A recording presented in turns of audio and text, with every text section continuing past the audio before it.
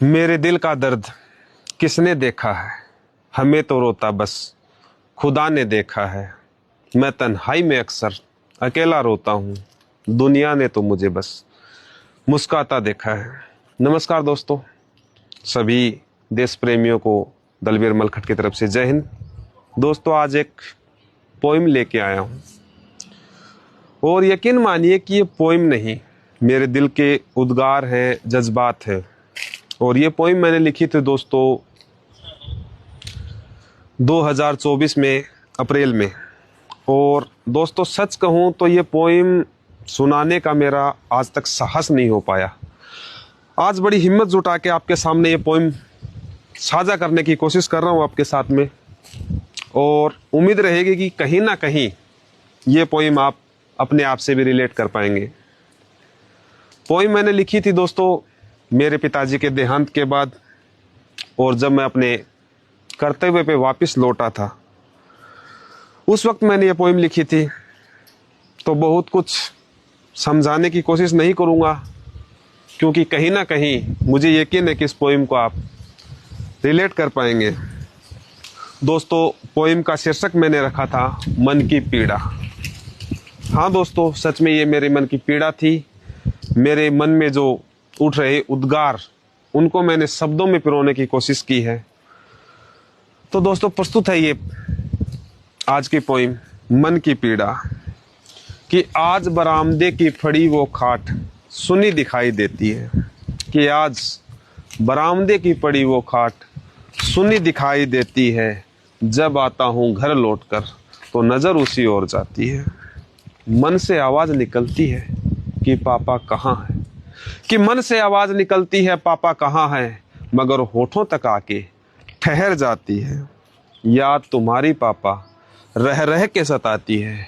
कि याद तुम्हारी पापा रह रह के सताती है। वक्त बे वक्त आंसू दे जाती है।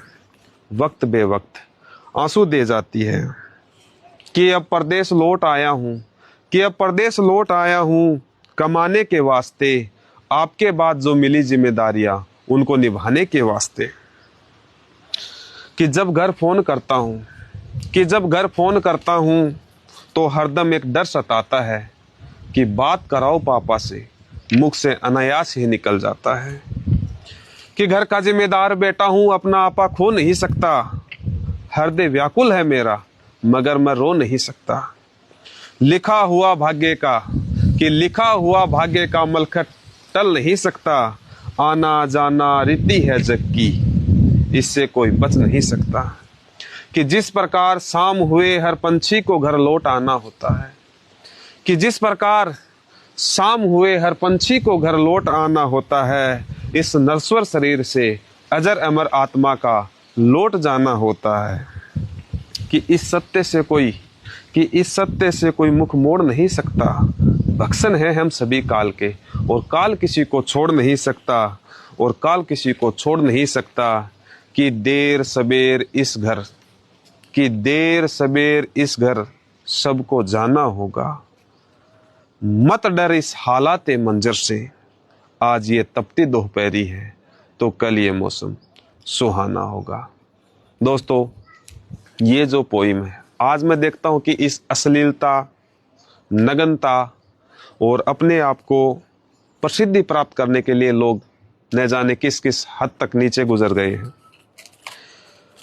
यकीन मानिए दोस्तों, अगर आप हमारी वीडियोस देखते हैं या फिर हमारे जैसे ऐसे लोगों की वीडियो देखते हैं कि जो इस एक श्रेष्ठ वर्ग, इस देश को श्रेष्ठता की ओर ले जाने का प्रयास कर रहा है, तो आज के इस दौर में एक देश की श्रेष्ठता, समाज का एक उच्च तबका अभी भी बचा हुआ है, जो इस नग्नता, इस अश्लीलता से ऊपर उठकर कुछ अच्छे विचार, फ्रीडम फाइटर्स की कहानी, या फिर समाज में वो सामाजिक मुद्दे जो समाज को एक श्रेष्ठ समाज बनाने की कोशिश करते हैं, वहां तक पहुंचाने की कोशिश करते हैं। तो दोस्तों, मिलेंगे एक और नेक्स्ट वीडियो में। तब तक के लिए जय हिंद, जय भारत।